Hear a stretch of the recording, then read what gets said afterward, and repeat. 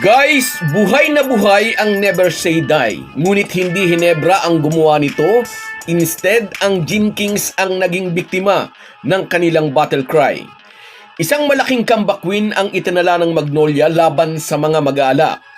Maagang pampagising ito para sa kupunan ng Hinebra na naging kampante matapos lumamang ng 25 points sa halftime. Ang Hinebra ang naging banderang kapos at ang Intro Boys ang nagpamalas ng Never Say Die spirit. Ngunit positibo ang pagtingin dito ni Scottie Thompson. Malaki daw ang matututunan dito ng defending champion. Yan at maraming iba pa ang ating pag-uusapan, kaya panoorin nyo ang video ito hanggang dulo. Pero bago ang lahat, kung gusto nyong suportahan ang ating channel, please like and subscribe. Malaking bagay na po yan sa aming mga vlogger. Sa mga nag-subscribe na, maraming salamat. At sa mga hindi pa, salamat sa pagdalaw ninyo dito sa ating channel.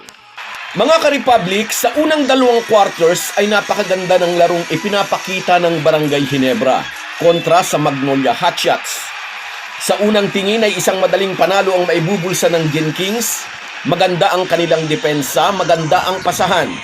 At parang napakalaki ng butas ng ring para sa mga Hinebra shooters, samantalang inaalat naman ang mga tirador ng hotshots. Gaya ng inaasahan, puputok at puputok ang opensa ng bagong kabarangay na si Maverick Ahanmisi. No miscore nga ng malaking 21 points na may kasama pang 13 boards. Unfortunately, sa huli nag-collapse ang kanyang team na nauwi sa una nilang pagkatalo dito sa Commissioner's Cup. Mula sa 26 points na kalamangan ng Gin Kings, ay nakaahon pa ang hotshots. Nagising ang Magnolia players nang pagalitan sila ni Coach Chito Victolero sa halftime break.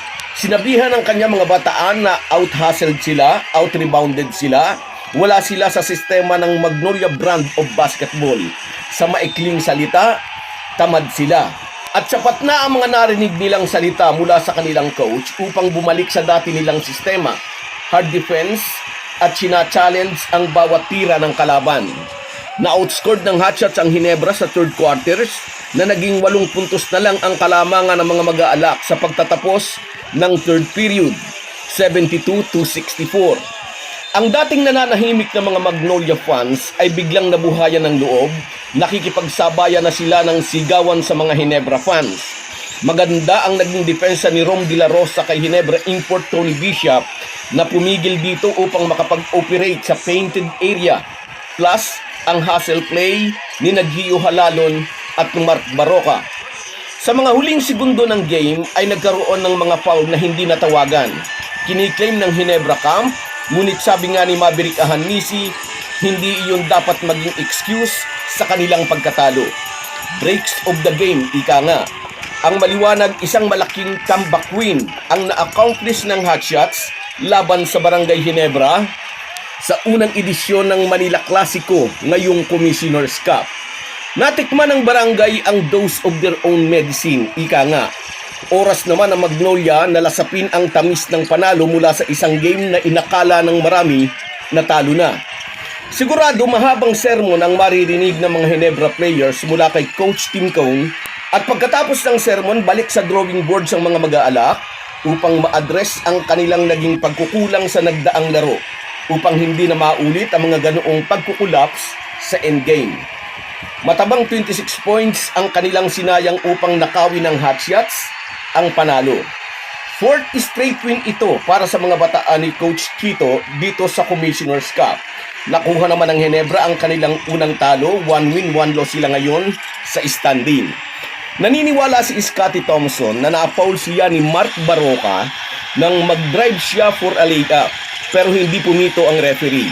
And since wala ng timeout ang Hinebra, hindi na iyon na-challenge ni Coach Tim Cone.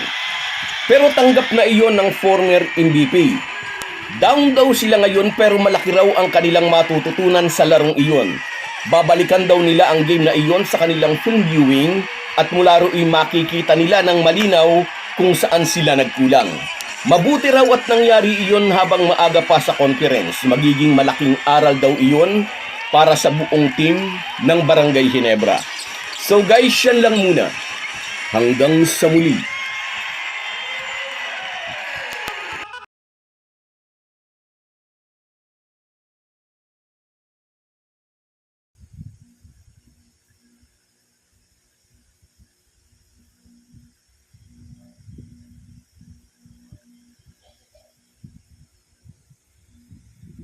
Bago tayo magpaalam, may imekos-mekos na natin ang ating shoutout. Shoutout kina Esen Arsenas, Papa Kiko, Joel Atienza, Cedric Waniwan, Rudy Cosilit,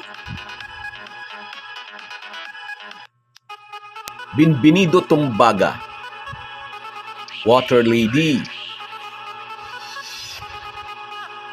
Bilma Borromeo, Carlos Kayanan, Romeo Conchada, at si Rosemary Juan. Kahit gaano po tayo kabisi, ay huwag po nating kalimutan ang ating buhay espiritual. Lagi po tayong magpasalamat sa bawat araw na dagdag sa ating buhay. Malaki po ang maitutulong ng pananalangin araw-araw. Isang paalala po mula sa inyong Halo-Halo Sports Republic.